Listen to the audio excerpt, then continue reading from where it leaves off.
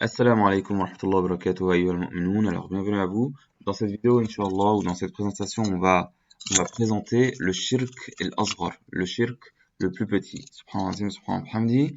Euh, la chose que je crains le plus pour vous, je prends cela d'une traduction d'un hadith très important, akhrajahu Ahmad, wal Bayhaqi, wal Baghawi, et qui a été considéré comme Hassan. D'accord, subhanallah, où le prophète sallallahu alayhi wa sallam, il a dit cela ou ceux qui s'en approchent, Inna akhwafa ma akhafu alaykum ash-shirk al-asghar.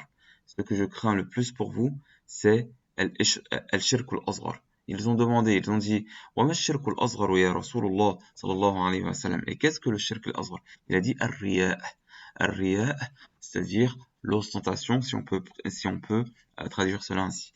يقول الله عز وجل لهم يوم القيامة, Allah subhanahu wa ta'ala leur dit le jour de la résurrection, quand les gens seront rétribués selon leurs œuvres, allez vers ceux vers qui vous faisiez de l'ostentation, ou à qui vous montriez vos œuvres religieuses et à qui étaient orientées vos œuvres religieuses, et regardez alors s'ils ont une quelconque rétribution à vous donner. Subhanallah, subhanallah. Et là, il y a beaucoup de compréhension qu'on peut avoir dans cela et on va réfléchir à ce hadith-là et on va aussi voir des hadiths. Donc, dans un premier temps, on va essayer de définir ce qu'est le riya. Donc là, on comprend que c'est une leçon qui est essentielle pour chaque musulman et chaque musulmane, puisque si c'est la chose qui est la plus qui est la plus crainte du messager sallallahu alayhi wa sallam pour sa communauté, c'est que c'est quelque chose dont on doit faire attention et sur laquelle on doit se renseigner, s'informer, une chose qu'on doit étudier, qu'on doit maîtriser afin de l'éviter. Donc on va essayer de définir cela donc de façon linguistique et aussi en prenant des versets et des hadiths qui en parlent. Puis on va essayer de voir comment faire pour l'éviter, subhanallah, ou en être pardonné si quelqu'un est tombé dans cela, qu'Allah nous en préserve et Allahumma amin. Alors, donc on va commencer à définir le riya, donc linguistiquement dans un premier temps, puis des versets et des hadiths qui utilisent le mot ou dans lesquels il y a ce mot ou des dérivés avec un S.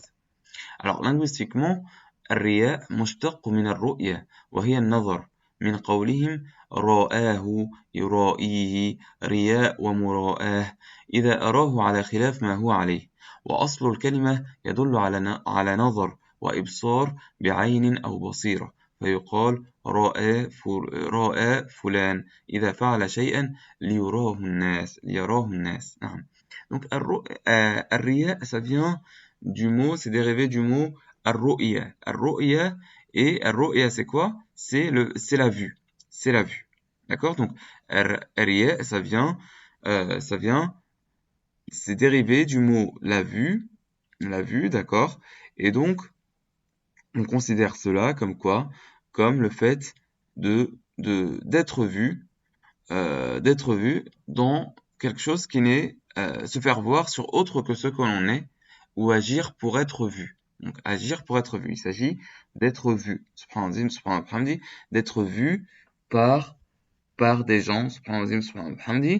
Et ce qui est connu, donc al-mustalah dans le concept, c'est quoi? C'est faire un acte qui est normalement pour Allah Azza wa Jalla, subhanahu wa ta'ala, et pour avoir la rétribution d'Allah subhanahu wa ta'ala, la récompense d'Allah subhanahu wa ta'ala, mais le faire pour autre qu'Allah subhanahu wa ta'ala, pour être vu par autre qu'Allah subhanahu wa ta'ala. C'est ça, c'est faire un acte religieux pour être vu par autre qu'Allah subhanahu wa ta'ala. Je vais l'écrire ici, hein, pour être vu par autre qu'Allah subhanahu wa ta'ala.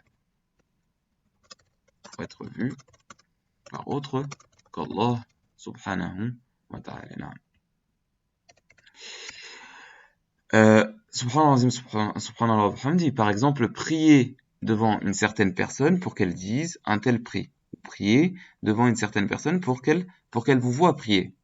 Ou faire une aumône pour qu'une certaine personne vous voie faire cette aumône et dise par exemple un tel a fait une aumône. Or, normalement, l'œuvre religieuse doit être complètement et exclusivement orientée vers Allah subhanahu wa ta'ala, et il n'accepte que ce qui est complètement et exclusivement orienté vers lui subhanahu wa ta'ala. Donc on retrouve aussi cette notion de riya et son contraire qui est l'ikhlas ou al-sidq ou l'iman. On trouve cela dans Al-Kitab wa Sunnah.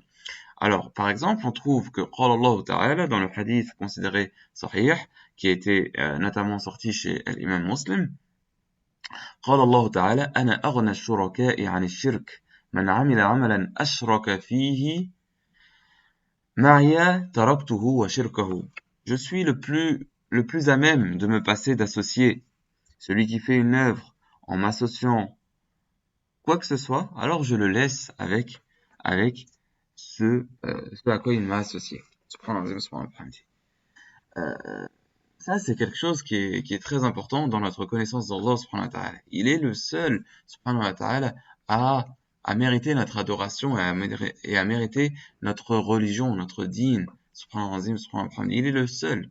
Et subhanahu wa ta'ala, ça on va le voir aussi, Inch'Allah, je vais en parler, mais subhanahu wa ta'ala, il mérite cela, subhanahu wa ta'ala, et il est aziz, subhanahu wa ta'ala, il est aziz, subhanahu wa ta'ala, il est azim, subhanahu wa ta'ala. Il n'accepte pas, subhanahu wa ta'ala, qu'on lui associe qui que ce soit dans l'adoration et dans l'acte religieux, subhanahu wa ta'ala. La religion, elle ne doit être que pour lui, subhanahu wa ta'ala. Et on va voir on va en parler, subhanahu wa ta'ala. On a aussi un appel à adorer Allah uniquement et en exclusivité. Par exemple, dans Surat Az-Zumar, Allah tabaraka wa ta'ala dit, قل إني أمرت أن أعبد الله مخلصا له الدين. قل إني أمرت أن أعبد الله مخلصا له الدين وأمرت لأن أكون أول المسلمين قل إني أخاف إن عصيت ربي عذاب يوم عظيم قل الله أعبد مخلصا له ديني فاعبدوا ما شئتم من دونه قل إن الخاسرين الذين خسروا أنفسهم وأهليهم يوم القيامة ألا ذلك هو الخسران المبين. قل إني أمرت أن أعبد الله مخلصا له الدين. Dit, j'ai été ordonné d'adorer Allah en exclusivité pour lui ma religion ou la religion. وأمرت لأن أكون أول المسلمين. Et j'ai été ordonné d'être le premier des musulmans. قل إني أخاف إن عصيت ربي عذاب يوم عظيم. Dit, je crains, si je désobéis à mon Seigneur, le châtiment d'un grand jour, d'un jour énorme, d'un jour immense. Le premier des musulmans, dans l'empressement, on comprend, être le premier des musulmans, le premier à obéir à Allah subhanahu wa ta'ala. Si Allah subhanahu wa ta'ala dit une chose, alors je le fais, je suis le premier à le faire, je n'attends personne. قل الله أعبد مخلصا له ديني. Dit Allah, j'adore مخلصا له ديني, en exclusivité pour lui ma religion. Donc ça, c'est quelque chose qui est très important. La religion doit être exclusivement orientée vers Allah subhanahu wa ta'ala. L'adoration, la prière doit être entièrement et exclusivement pour Allah subhanahu wa ta'ala. Alors, pourquoi ne pas faire de shirk? Pourquoi ne pas faire de shirk? Premièrement, c'est injuste. Le shirk, c'est injuste. Allah mérite qu'on lui voue exclusivement la religion. Il n'y a personne qui peut pardonner les péchés autres que Allah subhanahu wa ta'ala. Alors pourquoi aller prier, prier autre que lui ou avoir une religion pour autre que lui subhanahu wa ta'ala. De plus, personne n'a de bienfait, donc aucune créature n'a de bienfait qui ne soit, donc là ici on le prend, وَمَنْ يَغْفِرُ الذُّنُوبَ إِلَّا اللَّهُ. On prend ça du Coran par exemple. Et qui d'autre qu'Allah pardonne les péchés. Et personne n'a de bienfait, aucune créature n'a de bienfait qui ne proviennent pas d'Allah subhanahu wa ta'ala. On a par exemple ما أصابك من حسنة فمن الله ou dans le dua connu, Allahumma asbahna asbahna mulku lillah, ma asbaha bi min ni'mah aw bi ahadin min khalqik, faminka wahdaka la sharika lak, falaka alhamd wa laka ash-shukr. Oh Allah, il n'y a pas de bienfait sur moi ou sur n'importe quelle de tes créatures qui ne proviennent pas de toi, qui ne proviennent qui ne proviennent d'autres que toi, qui ne proviennent d'autres que toi. Il n'y a pas de bienfaits qui ne proviennent d'autres que toi. Tous les bienfaits proviennent de toi, que ce soit sur moi ou sur n'importe quelle créature. Et personne n'a la royauté des cieux et de la terre autre qu'Allah subhanahu wa ta'ala. Personne n'a la royauté des cieux et de la terre et n'a omnipotence autre qu'Allah tabaraka wa ta'ala. Donc, faire du shirk al-asghar, c'est quelque chose qui est injuste. C'est injuste.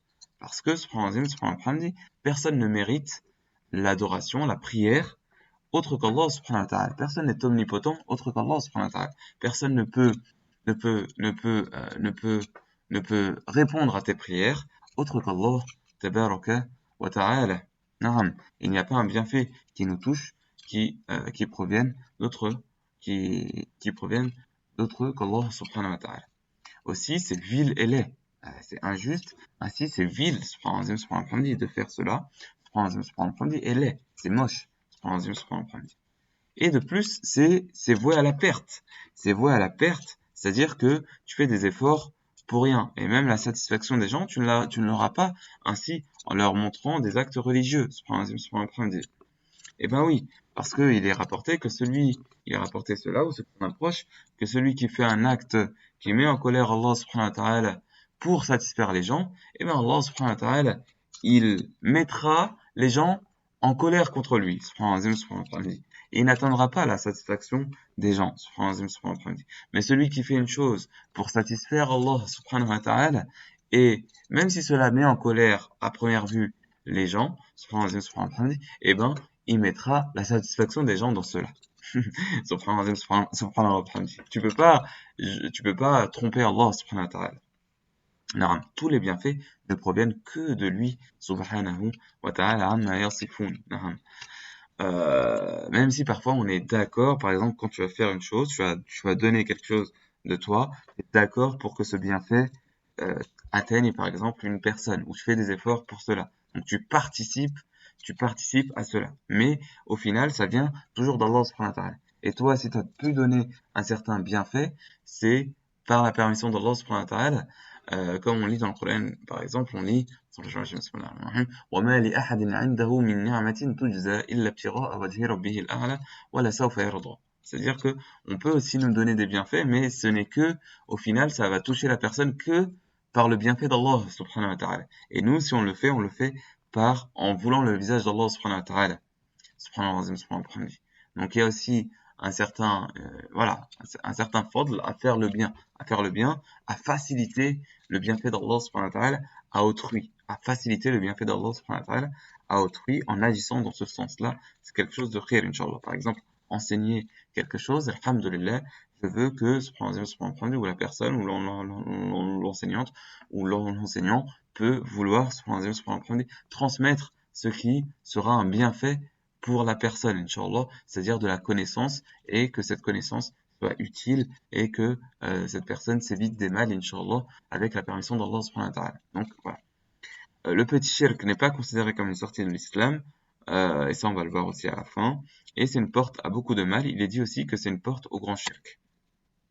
Alors, pourquoi ne pas faire de petit shirk? C'est une cause de maux beaucoup plus grand. Bon, on a vu déjà que c'était injuste, vil, laid, voué à la perte.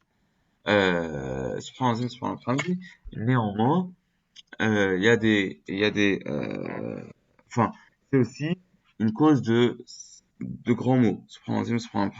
Par exemple, on a un certain nombre de gens du livre qui sont comme ça.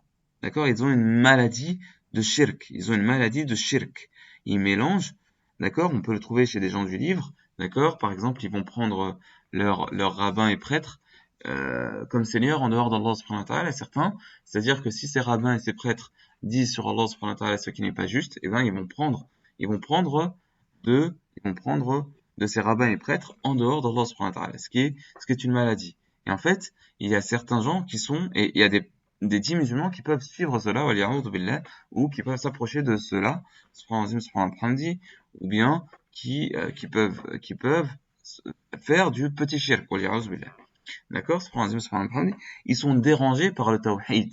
Ils sont dérangés par le tawhid. On lit dans Sourate Ghafir, Allah Tabaraka wa Ta'ala dit ذلك بأنه إذا دعي الله وحده كفرتم وإن يشرك به تؤمنوا فالحكم لله العلي الكبير ذلك بأنه إذا دعي الله ceci parce que si Allah subhanahu wa ta'ala est prié seul كفرتم vous mécroyez وإن يشرك به تؤمنوا et si il est associé à Allah subhanahu wa ta'ala, alors vous croyez. Vous avez foi.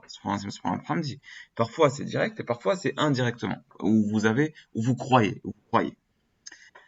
Il y a une maladie de shirk. Il n'arrive pas à supporter le tawhid. Le tawhid, quand on te dit Allah, la ilaha illallah, yastakbiroun. Ils n'y arrivent pas ou c'est très difficile pour eux. Parce qu'ils ont une maladie en eux de shirk. Ils doivent faire entrer des paroles d'humains dans la religion ou des humains ou autres qu'Allah subhanahu wa ta'ala dans leur religion.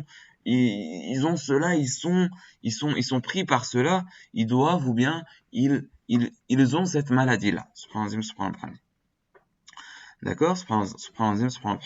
Par exemple, dans le jugement. Ils ne veulent pas faire juger ce qui est juste. Par exemple, Allah Ta'ala dit,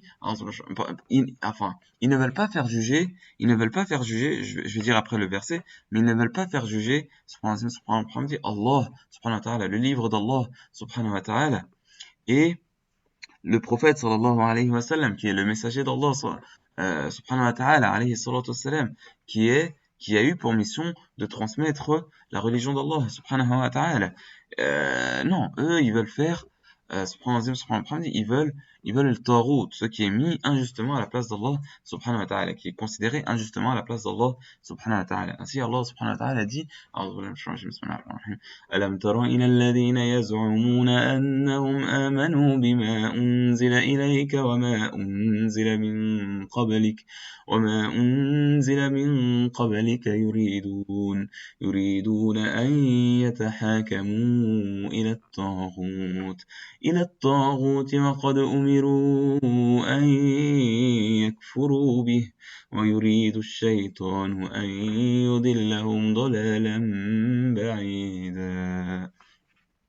N'as-tu pas vu ceux qui prétendent avoir cru en ce qui est descendu sur toi et ce qui est descendu avant toi? Ils veulent faire juger dans leurs affaires et tarout, alors qu'ils ont été ordonnés de mécroire en lui. Et le shaitan veut les égarer dans un égarement lointain. وَإِذَا قِيلَ لَهُمْ تَعَالَوْا إِلَى مَا أَنزَلَ اللَّهُ وَإِلَى الرَّسُولِ رَأَيْتَ الْمُنَافِقِينَ يَصُدُّونَ عَنكَ صُدُودًا. Et s'il leur est dit, venez à ce qu'Allah subhanahu wa ta'ala a descendu ainsi qu'au messager, sallallahu alayhi wa sallam, ils disent, tu vois les munafiqin s'éloigner de toi grandement. On peut trouver aussi cette maladie-là dans la science religieuse même parfois, ou dans leur approche de la science religieuse.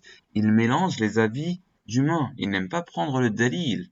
Or, la religion provient d'Allah, Azza wa Jal. C'est lui qui a fait الشرع هو الذي شرع لكم من الدين ما وصى به إلى آخر الآية. C'est lui qui fait la législation religieuse. Allah subhanahu wa ta'ala la sharika lah. Le messager sallallahu alayhi wa sallam وما عليك إلا البلاغ. Il ne fait que transmettre. Et Allah subhanahu wa ta'ala il a enseigné au messager sallallahu alayhi wa sallam et le messager alayhi wa sallam enseigne. Le messager il est messager. ما عليك إلا البلاغ. Il n'a que la transmission. Mais la législation, al-shar', provient d'Allah, la sharika lah. Donc on doit chercher al-dalil, l'argumentaire religieux. Et il y a des gens du livre qui prennent ce que leurs rabbins et prêtres disent, même si c'est contraire à ce qu'Allah subhanahu wa ta'ala a descendu. Ainsi, ils prennent ils prennent leurs prêtres et rabbins comme seigneurs en dehors d'Allah subhanahu wa ta'ala. Et là, il peut y avoir des gens ici, des extrémistes, des écoles, c'est-à-dire que, ou de leur shir, c'est-à-dire que ce que le shir dit ou ce que l'école dit, eh ben, ils vont mettre cela au-dessus des autres avis, au-dessus des autres avis, subhanallah, mais subhanallah, ou au-dessus des autres choses, sans étudier le dalil. Parfois, alors attention, parfois, la majeure partie des grandes écoles, ben, c'est basé sur Qala Allah wa Qala Rasul, alayhi salatu wassalam. Mais après, il y a un tarjih qui est fait, par exemple. Mais bon, parfois on peut suivre parce qu'on fait confiance. On n'a pas le temps, par exemple, on est pressé, on doit appliquer, par exemple, dans une affaire, tu demandes à un shir, par exemple, une affaire de mariage, divorce, etc., etc., tu demandes au shir parce qu'il a plus de connaissances, sur un premier, il y a une certaine confiance. Ça, c'est ok. Mais moi, je parle dans l'étude de la science religieuse. Dans l'étude de la science religieuse, eh ben, il convient quand même de connaître le dalil, parce que parfois, même dans l'enseignement, c'était ce que voyait, par exemple, un shir qui s'appelait comment? Reda, qui s'appelait Rachid Reda, ou proche de cela, il voyait que l'enseignement qu'il donnait n'était pas approprié. Et lui, il faisait que transmettre avec ce qu'on avait transmis. Mais il voyait que ce n'était pas adapté. Et donc, il a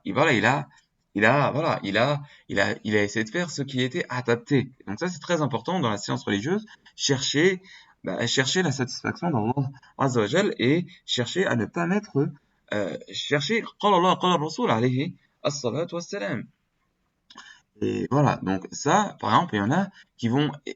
Là, je parle de la maladie. Je parle de la maladie. Je parle pas du fait que un cheikh a donné une certaine fatwa dans un certain sujet et donc il a certains arguments, il a certains arguments, etc.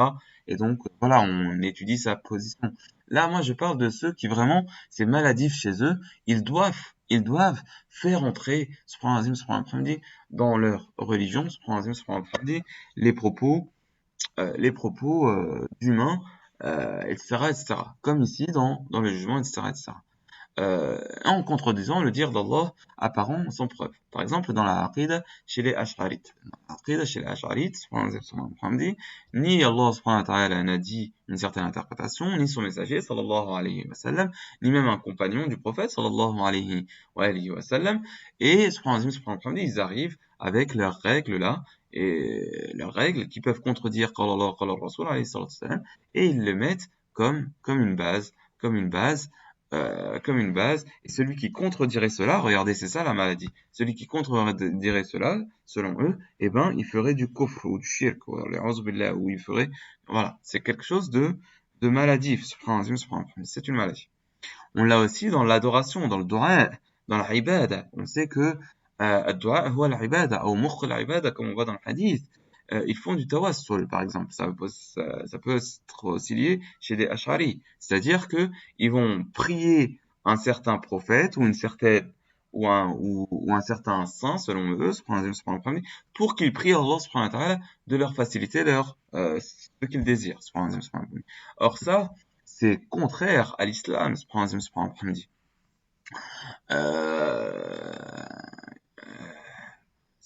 فإذا سألك عني عبادي فإني قريب أجيب دعوة الداعي. Allah subhanahu wa ta'ala dit je suis tout proche. Si mes serviteurs te demandent à propos de moi, alors je suis tout proche. Je réponds à l'appel ou à la dua de celui qui m'appelle, quand il me fait les doigts. Et on a vu au-dessus, on a vu ici, أعبد الله مخلصا له ديني ولا أدعو مع الله أحدا. Le dua, c'est pour Allah exclusivement. Et est-ce qu'on a vu un prophète, sallallahu alayhi wa sallam, faire cela? C'est-à-dire demander par un autre prophète ou par une autre créature, prier Allah subhanahu wa ta'ala ainsi? Non. On voit pas ça dans le Coran al-Karim. On voit plutôt dans le Coran al-Karim, par exemple, وَهَبْ لِي مِنَ الصَّالِحِينَ, le prophète qui dit وَهَبْ لِي مِنَ الصَّالِحِينَ, ou Zakaria, Ibrahim alayhi salam. On voit comment il prie Allah tabarak wa ta'ala directement. Et l'islam nous appelle à cela, à prier Allah tabarak wa ta'ala seul et directement, sans associer ni intermédiaire. D'ailleurs, ce sont des gens du livre qui font cela avec Mariam, par exemple. Ils disent que, en fait, ils prient Mariam pour que Mariam, alayhi salam, intercède auprès de leur Seigneur. C'est pas ça. Non, ça c'est interdit, subhanallah, subhanallah. Donc ça c'est un problème, il y en a qui appellent ça du shirk. Subhanallah, subhanallah, c'est un problème, et c'est maladif. Il y en a qui vont défendre ça, etc. Où est le problème que tu fasses comme Allah subhanahu wa ta'ala a ordonné, comme le prophète sallallahu alayhi wa sallam? Et le hadith sur Is'alou bi jahi, etc., il était considéré comme inventé ou faible, subhanallah, subhanallah. Proche de cela. Donc ça, subhanallah, subhanallah, voilà, voilà, c'est des choses qui sont maladives chez des gens, ils ont ce shirk-là et ils n'arrivent pas à se libérer de ce shirk-là. Or, la religion, elle doit être exclusive pour Allah subhanahu wa ta'ala, la sharika lah. Et on l'a dit ici que c'est, voilà, subhanahu wa ta'ala dit, Allah subhanahu wa ta'ala mérite. Et il n'y a personne d'autre qu'Allah subhanahu wa ta'ala qui mérite les prières et qui mérite l'adoration, le culte, l'ibad. Il n'y a personne d'autre que lui, subhanahu wa ta'ala, qui mérite cela, subhanahu wa ta'ala. On a aussi être imma'a, subhanahu wa ta'ala, c'est-à-dire que si le groupe est bien, eh ben, ces gens-là, ben, ils suivent. Mais si le groupe il fait mal, alors ils ne disent rien, subhanahu wa ta'ala. Et ça aussi, on a été interdit de faire cela. Non, s'il y a le mal, eh ben, on le change. Et ça vient avec l'ikhlas. Allah subhanahu wa ta'ala, avec l'ikhlas, avec la sincérité envers Allah subhanahu wa ta'ala, toi tu adores Allah subhanahu wa ta'ala. Donc si le groupe il fait du mal, non, toi tu dis ça c'est du mal. Et tu restes dans l'adoration et dans le rappel et dans le culte d'Allah Azza wa Jal. Naam. Subhanallah, subhanallah. Il y a aussi des gens qui ont, voilà, donc eux, ils désirent quoi? Ils veulent une ambiance qui les motive, soi-disant. Subhanallah, et quand il y a l'ambiance, ils font le bien. Quand il n'y a pas l'ambiance, soi-disant, ils font pas. Mais non, subhanallah, c'est quelque chose, normalement, la ibada, c'est pour Allah, subhanallah, c'est quelque chose du cœur, subhanallah, pour Allah, subhanallah, en exclusivité. Même si les gens ne font pas, wa umirtu, comme on l'a lu ici, wa umirtu li an akuna awwal al-muslimin. J'ai été ordonné d'être le premier des musulmans. Même si les autres ne font pas, toi tu fais. Subhanallah, subhanallah. Ça c'est très important, subhanallah, subhanallah. Ça c'est très important, subhanallah, subhanallah. On n'attend pas les autres. Non, tu fais directement. Et Allah subhanahu wa ta'ala nous donne le khayr, Allahumma amin. Et on a aussi le fait qu'avec ce petit shirk, eh ben, il y a une alliance aux mauvaises personnes, un amour un amour de créatures plus grand que celui d'Allah subhanahu wa ta'ala, etc. Ça, c'est vraiment très grave. Subhanallah, il y a un lien avec l'imam qui égare et le munafiq savant de la langue. C'est la même chose, je dis grosso modo. Subhanallah, on a le hadith, par exemple, que j'ai déjà cité sur ma chaîne, où il a dit, alayhi salatu wassalam, ceux qui s'approchent de cela ou cela, innama akhafu ala ummati al-a'immat al-mudillin. قال وقال الرسول صلى الله عليه وسلم لا تزال طائفة من أمتي على الحق ظاهرين لا يضرهم من خذلهم حتى يأتي أمر الله qui a été considéré comme sahih. Ce que je crains pour ma communauté, ce sont les imams qui égarent. Et ben, les imams qui égarent, qu'est-ce qu'ils ont? Ils ont du riya. Ils ont du riya. C'est le riya qui est cause de cela. C'est-à-dire qu'il montre en apparence qu'il est savant, qu'il est imam, etc., qu'il fait l'islam, mais dans le cœur, il est autre que cela. Donc, il va tirer vers autre que l'islam. Et ça, c'est dangereux. Et on a aussi l'autre hadith,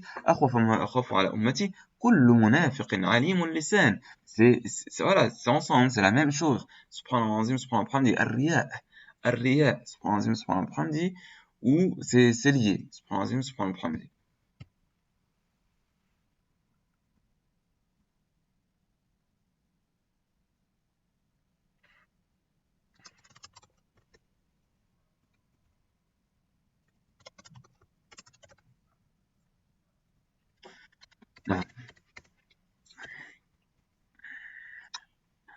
Et effectivement, il y a donc là on va voir un verset d'Allah subhanahu wa ta'ala où Allah subhanahu wa ta'ala donc il y a l'évocation de riya là ou de nas yura'una an-nas. Allah tabaraka wa ta'ala dit dans le surah bismillahir rahmanir rahim الذين يتربصون بكم فإن كان لكم فتح من الله قالوا ألم نكن معكم وإن كان للكافرين نصيب وإن كان للكافرين نصيب قالوا ألم نستحوذ عليكم ونمنعكم من المؤمنين فالله يحكم بينكم يوم القيامة ولن يجعل الله للكافرين على المؤمنين سبيلا. إن المنافقين يخادعون الله إن المنافقين يخادعون الله وهو خادعهم وإذا قاموا إلى الصلاة قاموا كسالى يراءون الناس ولا يذكرون الله إلا قليلا مذبذبين بين ذلك لا إله هؤلاء ولا إله هؤلاء ومن يضلل الله فلن تجد له سبيلا يا أيها الذين آمنوا لا تتخذوا الكافرين أولياء إن المنافقين في الدرك الأسفل يا أيها الذين آمنوا لا تتخذوا الكافر إن المنافقين في الدرك الأسفل من النار. Alors là, je me rappelle pas exactement l'ordre, mais bon. Alors, subhanallah, ici, il y a la description de munafiqin, donc voilà, qui sont ni complètement avec les croyants, ni complètement avec les mushrikin, c'est-à-dire dans leur apparence, subhanallah, yura'una an-nasi, voilà. Yukhadi'una Allah wa huwa khadi'uhum. Ils essayent de tromper Allah, mais c'est Allah qui les trompe. Et quand ils se lèvent pour la prière, ils se lèvent avec fainéantise. Yura'una an-nas, pour se montrer aux gens. Wa la yadhkuruna Allah illa qalila. Ça, c'est aussi une des caractéristiques. Ils ne se rappellent pas d'Allah beaucoup. Et donc, on le voit, donc même dans leur alliance, donc, ils peuvent avoir, donc si le cœur, il n'est pas rempli par l'iman, ou ils sont pas musulmans et ils se maîtrisent pas dans leurs membres, c'est-à-dire avec l'islam, c'est-à-dire que avec l'islam, Inch'Allah, et avec les efforts, tu vas devenir croyant, Inch'Allah, tu auras l'iman. وَلَمَّا يَدْخُلُ الْإِيمَانُ فِي قُلُوبِكُم, tu auras la foi dans le cœur, l'iman في القلب, et ben, quand ils ne se maîtrisent plus, là, etc., ils peuvent, bah, si c'est pas du iman, ça peut être, de la adawa, de l'animosité envers les croyants. Et donc là, on voit, et voilà, parce qu'ils sont pas sincères envers Allah, etc., donc, n'importe quoi, etc. Et surat al-Ma'un aussi, où il est évoqué al-Riya. Donc, quelle solution pour cela? Al-Ikhlas, al-Iman, la connaissance. At-Tawbah, on le voit ici, alors je sais pas si c'est écrit ici, voilà, on le voit ici, إلا الذين إلا الذين تابوا وأصلحوا واعتصموا بالله وأخلصوا دينهم فأولئك مع المؤمنين. Donc la solution pour être avec les croyants et ne pas être parmi al-munafiqin, إلا الذين تابوا, se repentir à Allah subhanahu wa ta'ala, وأصلحوا واعتصموا بالله, et qui se sont attachés à Allah subhanahu wa ta'ala, وأخلصوا دينهم لله, et qui ont rendu ce ikhlas dans leur religion pour Allah subhanahu wa ta'ala, alors eux sont avec les croyants. Ils ne sont pas avec les munafiqin. Et on a aussi la connaissance et la compréhension. On a la connaissance et la compréhension. Quand tu te dis que Allah subhanahu wa ta'ala, c'est lui qui détient tout, Allah subhanahu wa ta'ala, il n'y a pas un bienfait sur moi qui ne provienne pas d'Allah subhanahu wa ta'ala, tout bienfait provient d'Allah subhanahu wa ta'ala, et ben quand tu as cette compréhension, subhanahu wa ta'ala, subhanahu wa ta'ala, alhamdulillah, il n'y a pas de riya à faire. Tu fais, Inch'Allah, pour Allah subhanahu wa ta'ala, pour qu'il te donne, pour qu'il te rétribue, subhanahu wa ta'ala, lui, sans associer, et voilà, subhanahu wa ta'ala. D'ailleurs, une des caractéristiques des munafiqin, c'est que la yafqahun, ils ne comprennent pas. Alors que man yuridillahu bihi khayran yufaqihu fi din. Alors que celui qu'Allah subhanahu wa ta'ala veut pour lui, celui à qui Allah subhanahu wa ta'ala veut du bien, alors il lui fait comprendre la religion, où il lui fait comprendre dans le sujet de la religion. Dans le hadith qu'on trouve. Donc, la connaissance et la compréhension, Inch'Allah, pour éviter ce shirk al-asghar. Alors, au final, je voudrais dire aussi que le shirk al-asghar n'est pas considéré comme excommuniant. On a par exemple le fait de jurer sur autre qu'Allah subhanahu wa ta'ala. Donc, et même si ça a été appelé comme du shirk, ça ne sort pas de la millah. D'accord? Par exemple, man halafa bi ghayri Allah faqad ashrak, rawahu Ahmad wa Tirmidhi wal Hakim bi isnadin jayyid. Ou par exemple des gens qui disent ma sha Allah wa shi'ta wa li'udhu billah, non, ou Ibn Mas'ud qui dit, voilà. Donc c'est des propos qui sont pas à dire, qui peuvent être considérés comme du shirk asghar, ou qui sont considérés comme du shirk asghar, mais qui ne sortent pas la personne de l'islam, c'est-à-dire que subhanallah, le dit, voilà, il faut juste ne pas le faire, et voilà, quand on sait qu'il faut pas le faire, voilà, c'est non. D'accord? Subhanallah. Donc voilà pour cette vidéo très importante, un sujet qu'on doit comprendre, qu'on doit et qu'Allah subhanahu wa ta'ala nous donne le khir, Inch'Allah. Donc voilà pour cette présentation. C'est quelque chose qui est très important, qu'on doit apprendre et ensuite transmettre aussi, Inch'Allah, tabarak wa ta'ala. Donc voilà pour cette vidéo. Assalamu alaikum wa rahmatullahi wa barakatuh, et ciao à tous.